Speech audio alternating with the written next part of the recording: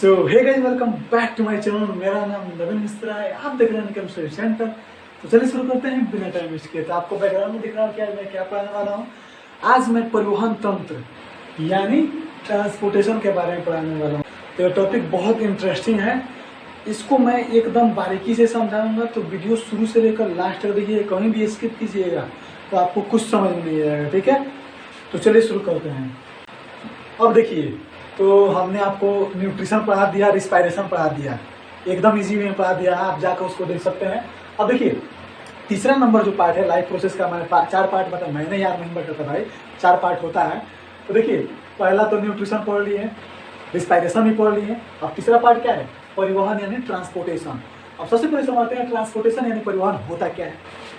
तो परिवहन का डेफिनेशन समझिए कि परिवहन वह प्रकरण है, यदि क्या है, जैसे न्यूट्रिशन एक प्रकरण होता है, मतलब न्यूट्रिशन एक प्रोसेस होता है, रिस्पायरेशन एक प्रोसेस होता है, उसी तरह परिवहन एंड ट्रांसपोर्टेशन भी एक प्रोसेस है, जिसमें क्या होता है, ऊर्जा और पोषक तत्वों का एक स्थान से दूसरे स्थान तक स्थानांतरण होता है। मतलब ऊर्जा और पोषक तत्वों का संचरण होता है, पूरे शरीर में संचरण होता है। इसी प्रोसेस को हम क्या करते हैं, परिवहन यानी ट्रांसपोर्टेशन करते हैं। डेफिनेशन मैंने लिखवा दिया, उसको लिख लीजिए। ठीक है, अब देखिए, इसको समझने के लिए अच्छा तरह से समझने के लिए इसको मुख्यतः 3 भागों में बांटा गया है। पहला भाग का नाम क्या है, रुधिर यानी ब्लड। ठीक है, दूसरा भाग का नाम क्या है, हृदय यानी हार्ट। तीसरा भाग का नाम क्या है, रुधिर कोशिकाएं या मतलब रुधिर वाहिनी। तीसरा भाग का नाम क्या है, रुधिर वाहिनी या नलिकाएं। उसे इंग्लिश में क्या कहते हैं, ब्लड वेसल्स कहते हैं। तो सबसे पहले समझते हैं रुधिर यानी रक्त, इसे इंग्लिश में क्या कहते हैं, ब्लड। इसके बारे में समझते हैं। तो रुधिर एक तरल संयोजी ऊतक है जो पोषक तत्वों का एक स्थान से दूसरे स्थान तक संचरण करती है। मतलब एक पोषक तत्व क्या करती है, एक स्थान से दूसरे स्थान तक ले जाने का कार्य करती है। अभी किसके माध्यम से होता है रुधिर, मतलब ये थोड़े है कि मैं स्प्रिंग थोड़ा लगाया कि अपने से चल जाएगी। इसको कौन मतलब दौड़ाने का कार्य करता है, इसको कौन दौड़ाने का कार्य करता है, हार्ट यानी हृदय।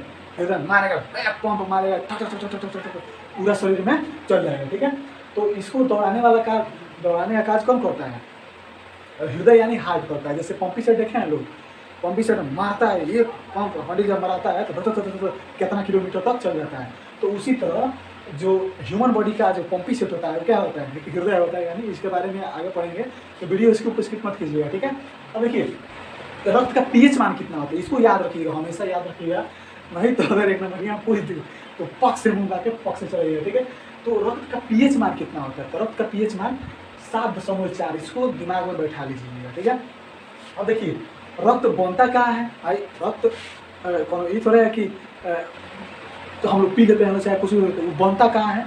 जैसे भोजन का पाचन किस में होता है, क्या पूरा डाइजेस्टिव सिस्टम है उसके लिए। तो रक्त बनता है किस में, तो रक्त किस में बनता है, अस्थि माजा यानी बोन मैरो बनता है। ठीक है, बोन मैरो में। जैसे अस्थि माजा अब जैसे दांत में क्या होता था, दांत में पाया था, दांत के भीतर वाला पार्ट को क्या कहते हैं, माजा गुहा कहते हैं। उसी तरह हड्डी के भीतर जो लाल लाल नहीं होता है, उसे ही हम क्या कहते हैं, अस्थि माजा यानी बोन मैरो कहते हैं। उसी में क्या बनता है, रुधिर का निर्माण होता है। अब देखिए, रुधिर को 2 पार्टों में बांटा गया है। एक उसका तरल अवस्था होता है, दूसरा क्या होता है, उसका ठोस अवस्था होता है, जिसे क्या कहते हैं, तरल अवस्था में क्या कहते हैं, प्लाज्मा यानी प्लाज्मा कहते हैं। तो उसको वो कितना परसेंट होता है, ब्लड में अगर आपसे पूछ दे कि ब्लड में प्लाज्मा का परसेंटेज कितना होता है, 60% होता है। उधार और ठोस कितना परसेंटेज होता है, ब्लड मतलब क्या है, एक कोलाइडल बिलियन है। ठीक है, कोलाइडल सब मैं पढ़ाऊंगा केमिस्ट्री में। ठीक है, कोलाइड क्या होता है। तो ये 2 पार्टों से मिलकर बना है, ये केवल तरल पदार्थ है। इसमें तरल पदार्थ कितना होता है, 60%, उसको क्या कहते हैं, प्लाज्मा कहते हैं। और जो ठोस पदार्थ होता है वो कितना होता है, 40%, उसको क्या कहते हैं, रुधिराणु यानी ब्लड कार्पल्स कहते हैं, मतलब नहीं ब्लड कार्पल्स कहते हैं। ठीक है, अब देखिए, तो इसके बारे में पढ़ाइए देंगे। अब देखिए, रुधिराणु का जो होता है 3 पार्ट होता है, रुधिराणु का भी 3 पार्ट होता है। पहला पार्ट का नाम क्या है, आरबीसी, दूसरा का डब्ल्यूबीसी, तीसरा का प्लेटलेट्स। ठीक है, अब देखिए, रेड ब्लड सेल, आप तो रेड ब्लड सेल जानते हैं, व्हाइट ब्लड सेल जानते हैं, प्लेटलेट्स भी जानते हैं, लेकिन इसका बायोलॉजिकल नाम क्या होता है। बायोलॉजी में आपसे पूछ दे कि एरिथ्रोसाइट क्या होता है, तो आप पक्ष से मुंह दीजिएगा। अगर मान लीजिए आपसे और पूछ दे कि रेड ब्लड सेल का नाम क्या है, निम्नलिखित में बताइए, ऑब्जेक्टिव क्वेश्चन में पूछ दे तो उसमें एरिथ्रोसाइट लिखा रहेगा, तो आपको जानना रही है एरिथ्रोसाइट होता है तब ना बता पाइएगा, हमें तो पक्ष से मुंह बहेगा, पक्ष से चलेगा, ठीक है। तो एरिथ्रोसाइट, रेड ब्लड सेल का दूसरा नाम क्या है? एरिथ्रोसाइट। व्हाइट ब्लड सेल का दूसरा नाम क्या है? ल्यूकोसाइट। और प्लेटलेट्स का दूसरा नाम क्या है? थ्रोम्बोसाइट्स, या इसे बिम्बाणु कहते हैं, हिंदी में क्या कहते हैं? इसे बिम्बाणु, ठीक है। अब देखिए, अब इसके अमाउंट के बारे में पढ़ते हैं कि जो रेड ब्लड सेल होता है ये हमारे शरीर में कितना होता है, पूरे शरीर में। तो पूरे शरीर में 20 से 30 ट्रिलियन, ट्रिलियन का मतलब समझते हैं, बिलियन से भी ऊपर होता है, ठीक है। तो ट्रिलियन, ठीक है। तो 20 से 30 ट्रिलियन, हमारे पूरे शरीर में 20 से 30 ट्रिलियन, इतना क्या होता है? 20 से 30 ट्रिलियन अमाउंट होता है इसकी, किसका? रेड ब्लड सेल का। यानी जितना लड़का लड़का जो कोशिका होता है वो कितना होता है? 20 से 30 ट्रिलियन होता है। पूरे शरीर में जितना कोशिका है ना, उसका 70% यही होता है, रेड ब्लड सेल होता है, ठीक है। अब देखिए इसका, अब वुमेन और मेन में समझ लेते हैं कि कितना होता है। तो 1 मिलीलीटर में 1 मिलीलीटर कितना होता है? इतना होगा। अब इतने में कितना होता है? इसका संख्या वुमेन में होता है 4 से 5 मिलियन, यानी 40 से 50 लाख होता है। खाली इतना मिलीलीटर में 40 से 50 लाख होता है इसका संख्या वुमेन में। मेन में कितना होता है? 50 से 60 लाख होता है, ठीक है। और देखिए लाइफ स्पैन यानी इसका जीवन काल कितना होता है? इसका जीवन काल 120 डेज यानी 120 दिन होता है, ठीक है। अब देखिए, अब ल्यूकोसाइट, ल्यूकोसाइट का अमाउंट कितना होता है उसको देखिए, 4 से 11,000 पर ml, यानी 1 ml में कितना होता है? 4 से 11,000 तक रहता है, ठीक है। अब देखिए इसका लाइफ स्पैन कितना होता है? लाइफ स्पैन का मतलब जीवन काल कितना होता है इसका? तो 13 से 20 दिन तक जीवित रहता है, उसके बाद मर हो जाता है, इसे कांचा वाचा बना के क्या होता है? निकाल दिया जाता है, ठीक है। अब देखिए उसके बाद प्लेटलेट्स, प्लेटलेट्स का सबसे कम जीवन काल होता है 8 से 9 दिन, मात्र 8 से 9 दिन तक जीता है, ठीक है। और इसका जो अमाउंट होता है वो 1.5 से 4 लाख होता है। 1.5 का मतलब हो गया 1.5 लाख से 4 लाख तक होता है 1 मिलीलीटर में। मिलीलीटर वाला याद रखिए, तो करके पूछ देता है, ठीक है। तो इसका अगर स्क्रीनशॉट लेना चाहते हैं तो ले लीजिए।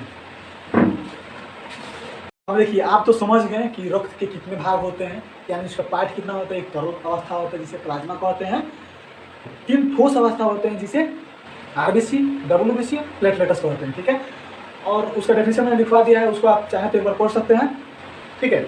लेकिन आप अपने से कोशिश कीजिएगा उन सभी को लिखने के लिए, ठीक है। आपके पास अगर नॉलेज रहेगा ना तो नंबर दौड़ा आएगा, चल कर नहीं दौड़ कर आएगा आपके पास, ठीक है। तो आप नॉलेज पर ध्यान दीजिए, तो नोट्स पर ध्यान मत दीजिए होता, ठीक है। तो देखिए अब आप समझ गए हो प्लाज्मा क्या होता है, आरबीसी, डब्ल्यूबीसी और प्लेटलेट्स क्या होता है उसको समझ गए। अब समझिए रक्त के कार्य यानी वर्क ऑफ ब्लड क्या होता है।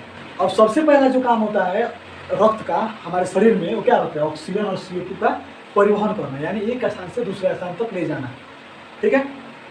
रक्त में ऑक्सीजन डिजॉल्व हो जाते हैं, डिजॉल्व का मतलब घुल जाते हैं, घुल मिल जाते हैं, और ऑक्सीजन और CO2 घुल मिल जाते हैं, और इसी के माध्यम से, रक्त के माध्यम से ही ऑक्सीजन कोशिकाओं तक पहुंचते हैं, मतलब शरीर के विभिन्न पार्ट तक पहुंचते हैं, ठीक है, विभिन्न भाग तक पहुंचते हैं। दूसरा जो काम होता है वो क्या होता है? Fight to infectious disease. Infectious disease का मतलब क्या हुआ? संक्रमित रोगों से लड़ने की क्षमता प्रदान करता है। कौन प्रदान करता है? रक्त, यानी ब्लड। ब्लड जो होता है इन्फेक्शियस डिजीज जो होता है उनसे लड़ने की क्षमता प्रदान करता है। अब देखिए उसके बाद जो होता है तीसरा नंबर पॉइंट, डाइजेस्ट फूड, यानी जो पचे हुए भोजन रहते हैं उनके जो अणु रहते हैं उसको क्या करता है? ब्लड के माध्यम से ही वो कोशिका तक पहुंचते हैं, वहाँ पर ऑक्सीजन जाएगा और वहाँ पर ऑक्सीकरण होगा, यानी ऑक्सीशोषण, यानी एरोबिक रिस्पायरेशन होगा वहाँ पर, और उसी से एनर्जी का निर्माण होगा और CO2 और H2O का निर्माण होगा। तो CO2 सीरा के माध्यम से यानी वेंस के माध्यम से चला जाएगा और एनर्जी हम लोग को मिल जाता है। तो उसी तरह पूरा प्रोसेसिंग है।